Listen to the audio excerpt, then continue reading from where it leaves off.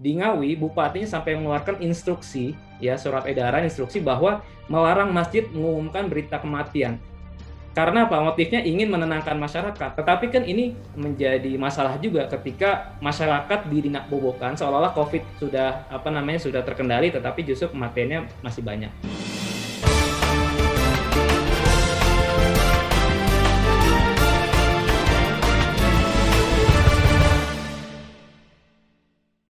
Mas Abra, ini kalau Anda melihat tentang upaya pemerintah tentang perpanjangan PPKM dalam rangka dengan segala reasoning yang dibangun oleh pemerintah, ini apa tanggapan Mas Abra sendiri? Kebijakan pengenangan COVID ini sudah lebih dari 1,5 tahun ya, dan Ya, kita sebetulnya bersamaan dengan negara lain. Nah, yang menjadi persoalan adalah ternyata 1,5 tahun lebih ini kondisi kita bukannya semakin membaik, justru kita semakin buruk gitu. Kondisi dari pandeminya, kemudian juga akses sosial dan ekonomi dibandingkan beberapa negara lain yang penanganan pandeminya sudah terkendali, kemudian juga ekonominya sudah mengalami pemulihan gitu. Nah, ini kan tentu kondisi ini kalau terus kita biarkan ya, ini menimbulkan ketidakpastian dan juga justru saya pikir potensi yang lebih besar inilah dampaknya bukan hanya terhadap krisis kesehatan ataupun krisis ekonomi, tetapi bisa menjadi krisis multidimensi. Saya berikan contoh, misalnya di Malaysia saja yang terdekat dengan kita, baru-baru ini sudah terjadi krisis politik yang juga dipicu oleh penanganan pandemi dan juga dampak ekonomi yang tidak bisa dikendalikan. Mengenai kondisi penanganan pandemi di Indonesia, pertanyaan kita bersama sebetulnya mau sampai kapan? Nah, pertanyaan mau ini kan tentu harus menjadi tujuan dari kita gitu. Jadi bukan kita mengalir begitu aja. Jadi kita tunggu minggu depan, kalau turun kita longgarkan kasusnya, kalau kasusnya turun kita longgarkan, kalau kasusnya melonjak kita tutup lagi. Nah, artinya kita juga semua pihak harus memiliki target yang sama gitu. Jangan mengalir begitu aja. Jadi kita penanganan pandemi dan juga ekonominya. Nah, mungkin yang pertama ingin saya sampaikan mengenai kondisi pandemi COVID per hari ini. Jadi memang selama seminggu terakhir kemarin seolah-olah kita mengalami sedikit ada kepuasan karena kasus aktifnya menurun. Tetapi ini juga perlu kita cermati, ada penurunan testing. Jadi testingnya menurun sehingga kasusnya juga jumlah kasus per harinya menurun. Nah, terbukti ketika hari ini ya 3 Agustus testingnya meningkat menjadi 151.000, kasusnya kembali meningkat. Nah, kenapa ini menjadi perhatian? Karena memang positivity rate ya di Indonesia ini termasuk tinggi, bahkan hari ini 49% untuk tes PCR. Nah, padahal WHO sendiri mengatakan batas normalnya di bawah 5%. Kedua, kasus aktif kita memang menurun trennya, tetapi kematian kita masih tinggi, bahkan selalu di atas 1.000 dalam beberapa minggu terakhir. Hari ini 2.069 kematiannya. Nah, ini juga jadi menjadi alarm juga buat kita semua. Nyawa rakyat kita saat ini sangat sangat berarti. Jadi jangan sekedar dibaca sebagai statistik atau angka. Itu yang pertama. Yang kedua, ini juga akibat dari rendahnya testing COVID di Indonesia ya dibandingkan negara-negara lain. Ini juga kecepatan pemerintah terutama untuk membantu masyarakat melakukan testing juga rendah dibandingkan negara lain. Nah, akibatnya apa? Ketika banyak masyarakat yang tidak terdeteksi terinfeksi COVID, jumlah kematian ya semakin hari semakin besar ya dibandingkan dulu sebelum di awal-awal COVID. Untuk mendapatkan kematian sebanyak 45.000 jiwa itu butuh 422 hari. Tapi sekarang 45.000 jiwa kematian itu hanya butuh 94 hari, artinya lebih cepat. Nah, ini juga kalau terus dibiarkan jumlah kematian juga akan semakin meningkat. Nah, kemudian muncul juga fenomena-fenomena sosial kita. Ini sebagai salah satu contoh aja nih. Besarnya lonjakan COVID, kemudian juga penularan, ini akhirnya membuat sebagian masyarakat juga denial ya, artinya menolak kenyataan. Bahkan ini saya ambil contoh, di Ngawi bupatinya sampai mengeluarkan instruksi ya, surat edaran instruksi bahwa melarang masjid mengumumkan berita kematian. Karena apa? Motifnya ingin menenangkan masyarakat. Tetapi kan ini menjadi masalah juga ketika masyarakat didinakbobokan seolah-olah COVID itu nggak ada. sudah terkendali, tetapi justru kematiannya masih banyak. Nah, ini terakhir Mas sebagai pembuka. Ini juga testing tadi kenapa terbatas, kemampuan puskesmas terbatas juga karena biaya untuk testing buat masyarakat itu sangat mahal, terutama untuk swab di atas 800.000 rupiah. Nah kan nggak mungkin masyarakat melakukan testing secara mandiri semuanya. Nah ini saya pikir perlu menjadi perhatian pemerintah untuk melakukan testing dan juga sosialisasi betapa pentingnya pandemi COVID-19 ini di sama-sama kita hadapi. Mungkin itu sebagai pengantar dulu, Mas. Thank you Mas Abra. Pengantarnya luar biasa sekali. Dari perspektif kesehatannya itu begitu Mas ya. Itu dari satu sayap lah kalau bahasanya Pak Jokowi, dari satu sayap. Tapi sayap lainnya perekonomiannya, termasuk penanganan kedua hal itu, ketika kedua sayap itu dikepakkan secara bersama-sama. Ini ada asumsi bahwa pemerintah sepertinya memang di satu sisi fokus masih terus melakukan aktivitas pembangunan dan aktivitas perekonomian, tapi dia tidak menguntungkan kepada kelompok masyarakat di kelas bawah. Saya mau kutip statement dari Pak Faisal Basri kemarin waktu ke TVNU. Kira-kira beliau statementnya begini. Ini bukan dua hal, aktivitas ekonomi dan kesehatan itu bukan dua hal yang harus dipandang berbeda, tapi adalah karena menyelamatkan nyawa itu adalah bagian yang paling fundamental dari menyelamatkan perekonomian pada dasarnya. Lalu kemudian pemerintah punya punya bantuan-bantuan yang disampaikan kepada masyarakat. Bantuan-bantuan itu mencukupi nggak? Jadi dampak sosial ekonomi terhadap masyarakat itu sangat real. Ini survei dari World Bank tahun lalu. Jadi masyarakat ketika terkena PSBB tahun lalu, yang dilakukan pertama kali yang paling banyak adalah mengurangi belanja non-makanan, kemudian mengurangi belanja makanan, ketiga adalah mengharapkan bantuan pemerintah. 55% responden menjawab ini. Artinya memang bantuan pemerintah mau tidak mau menjadi satu-satunya penyelamat buat masyarakat, terutama masyarakat miskin dan rentan miskin. Kalau dari sisi jumlah, apakah jumlahnya sudah cukup besar ya? Nah, kalau kita lihat untuk pelindungan sosial sebetulnya angkanya sudah meningkat 19%. Dari awalnya tahun ini dialokasikan 148 triliun, naik jadi 176 triliun, naik 19%. Begitupun juga anggaran buat penanganan pandemi dari sisi kesehatan naik 69%. Artinya sebetulnya dukungan anggaran dari pemerintah relatif menunjukkan komitmen ya. Walaupun kita bisa perdebatkan lagi, masih banyak juga anggaran-anggaran lain yang sifatnya mungkin tidak urgent atau bisa direalokasikan untuk menambah anggaran perlindungan sosial. Nah, misalnya apa Mas yang nggak urgent Mas? Misalnya pembangunan beberapa infrastruktur yang bisa ditunda. Ya. Gitu. Kemudian yang kedua, misalkan yang sekarang lagi ramai adalah belanja pengadaan laptop di Kemendikbud. Oh iya. Yang angkanya 17 triliun itu juga. Apakah se-urgent itu harus dilakukan saat ini? Apakah memang tidak bisa dikorbankan untuk dialokasikan untuk menambah bantalan sosial dan juga insentif buat UMKM terutama. Nah, itu tadi baru dari sisi angka. Instrumen sebetulnya kami melihat secara objektif sudah cukup lengkap.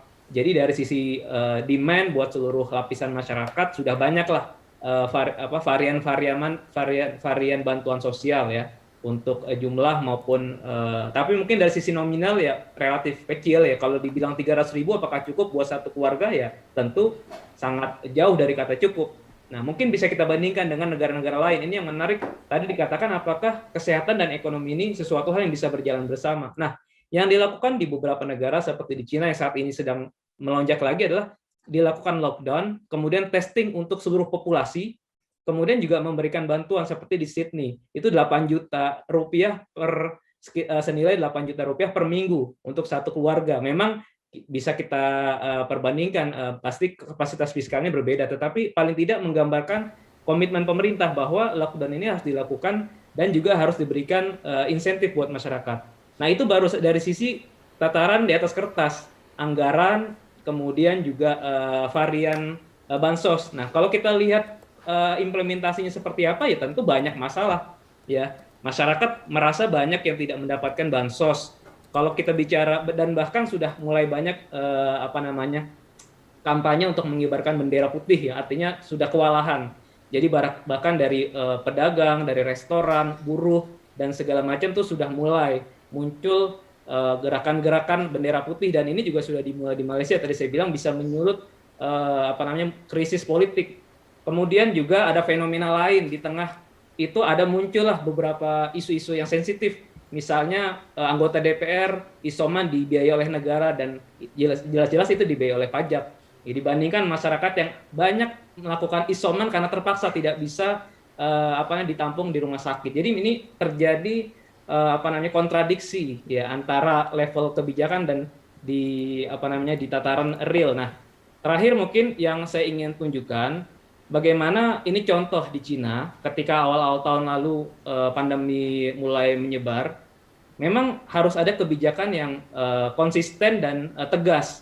Jadi ketika dilakukan lockdown dalam beberapa waktu, ya artinya ada dampak sosial ekonomi, tetapi memang itu adalah pil pahit yang harus ditelan dan masyarakat memahami itu. Pesannya jelas, ketika dalam waktu 1 bulan dilakukan lockdown, ada pengorbanan seluruh masyarakat ikat pinggang, saving terpaksa digunakan untuk selama 1 bulan itu.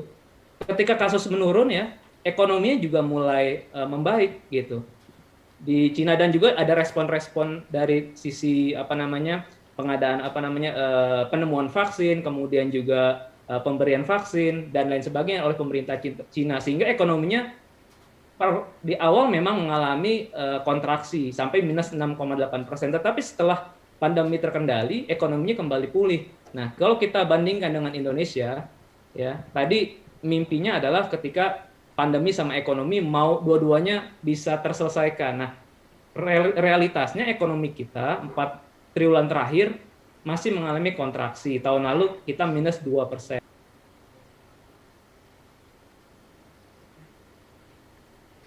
Asumsinya COVID-nya bisa terkendali, tetapi di tengah tahun COVID melonjak, akhirnya mengalami koreksi. Lembaga-lembaga internasional pun semuanya bersepakat bahwa ekonomi Indonesia sepertinya juga akan sulit pulih karena pandeminya belum terkendali. Okay. Nah, ini terkonfirmasi terakhir, Mas. Terkonfirmasi dari penilaian lembaga internasional. Dari Bloomberg mengatakan dari 53 negara, Indonesia menjadi negara terbawah ya untuk skor COVID resilience. Jadi kita dianggap negara yang paling terakhir keluar dari penyelesaian COVID. Begitupun juga yang sebelah kanan dari Asia Nikkei mengatakan dari 200-an negara kita ada di posisi 110 negara yang paling bawah yang bisa keluar dari krisis COVID dan juga krisis ekonomi. Dan salah satunya tadi mengenai testing, mengenai vaksinasi dan lain sebagainya. Jadi ini sebetulnya lembaga-lembaga internasional sudah cukup objektif menilai kinerja negara kita, dan ini ya kita sama-sama tentu bukan melihat ini sebagai pesimis, tapi sebagai alarm bahwa kita harus kejaran dengan waktu. Itu Mas Rozali.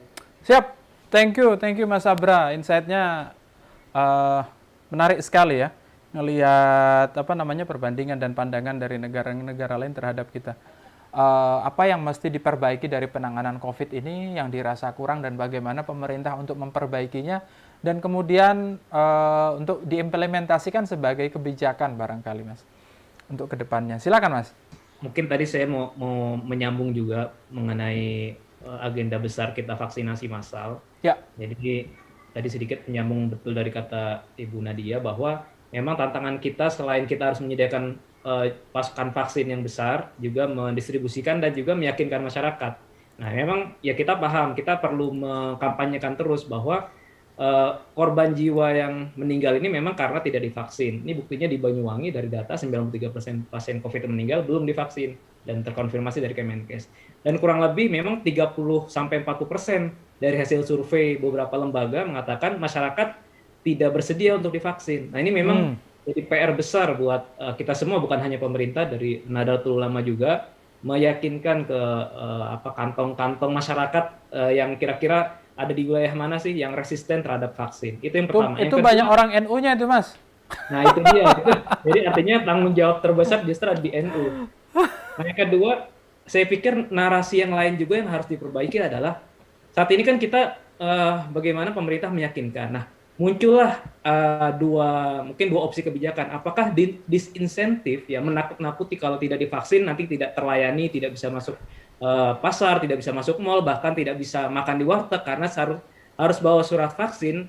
Nah, apakah strategi ini tepat buat masyarakat Indonesia? Kalau menurut saya masyarakat Indonesia semakin ditakut-takuti, semakin diancam ya. itu justru semakin resisten, semakin menolak gitu, bukannya semakin luluh. Nah, Setuju. dan ini mungkin perlu diikuti strategi di beberapa negara, itu justru memberikan insentif bagi masyarakat yang mau divaksin. Memang sudah dimulai oleh pemerintah, oleh beberapa lembaga. Kemarin saya juga habis mendamping istri vaksin di Polri, diberikan sembako. Nah, mungkin masyarakat Indonesia tuh lebih lebih menerima kalau vaksin itu akan mendapatkan sesuatu, tadi sembako. Bahkan ini saya ambil contoh di beberapa negara di Amerika misalnya, bukan hanya pemerintah, swasta itu memberikan voucher, ya kemudian apa namanya, voucher buat makanan, kemudian voucher untuk beberapa produk jasa. Jadi swasta juga berperan memberikan insentif-insentif buat masyarakat, bukan hanya dari sisi pemerintah. Kemudian juga bahkan ada beberapa strategi yang unik di Thailand, diberikan apa namanya, insentif sapi buat penduduk di pedesaan Wow. gitu. Kemudian ini sampai muncul nih usulan-usulan, ide-ide kreatif dari masyarakat, dari netizen kita, gimana kalau pemerintah berikan door prize umroh, door prize haji, ya kemudian dan lain sebagainya. Jadi untuk masyarakat pedesaan mungkin akan lebih apa ya, lebih menerima gitu kalau ada door prize yang besar tadi, ya dengan didukung oleh swasta juga dari CSR dan sebagainya. Itu saya pikir akan mungkin membantu mempercepat vaksinasi kita. Jadi alih-alih memberikan disinsentif, saya pikir justru yang harus dengungkan itu adalah strategi yang sifatnya positif, insentif. Kemudian berikutnya ada persoalan juga nih, mungkin nanti Bu Nadia bisa merespon juga. Pak Jokowi kan beberapa waktu lalu mengatakan gemes vaksin stoknya melimpah banyak. Kemudian juga apa namanya, bagaimana distribusinya harus dihabiskan. Tetapi kalau kita dengar dari beberapa statement kepala daerah mengatakan stoknya habis gitu. Ini yang terjadi itu sebetulnya apa? Karena memang stok dari pusatnya habis, atau memang distribusinya yang terhambat, atau apa? Memang prioritas di daerah-daerah zona merah atau seperti apa? Ini saya pikir juga jadi menimbulkan semacam apa, polemik baru antara pusat dengan daerah. Ini yang betul yang mana sih? Gitu. Terus kemudian yang ketiga adalah ini juga perlu kita yakinkan ke masyarakat, narasinya bahwa kita Indonesia sebagai bangsa harus kompak, solid melewati pandemi, karena negara lain juga melihat kita. Banyak eksodus dari negara-negara lain terhadap Indonesia karena tadi khawatir Indonesia sepertinya sulit untuk keluar dari pandemi karena kita tidak kompak. Banyak negara-negara memulangkan warga negaranya, bahkan Arab Saudi saja sudah mengultimatum warganya yang nekat pergi ke Indonesia akan kena hukuman. Nah, ini juga perlu menjadi catatan kita. Jangan sampai negara kita dikucilkan oleh Komunitas negara-negara internasional. internasional, oleh pergaulan internasional. Jadi kalau masyarakat pengen kembali umroh haji juga ya harus mendukung program pemerintah untuk vaksinasi. Mungkin itu terakhir Mas, saya pikir catatannya tadi mendukung program vaksinasi massal, kemudian mengeluarkan apa, strategi yang inovatif yang bisa meyakinkan masyarakat. Yang terakhir mungkin juga pesannya terhadap NU adalah kan kita punya apa namanya, cabang ranting ya, harusnya juga dimanfaatkan juga untuk membantu program ini. Kemudian juga kita punya kartu NU ya, kartu NU juga bisa membantu baik untuk mendata penerima bantuan ya, kemudian juga membantu vaksinasi. Artinya juga saya pikir basis atau modal sosial kita di NU terhadap keanggotaan yang sangat banyak dan sudah rekap, itu bisa juga dimanfaatkan data-data tadi untuk bekerja sama dengan pemerintah, berkolaborasi. Mungkin itu Mas Rozali dari saya sebagai penutup. Terima Thank you, kasih. Mas.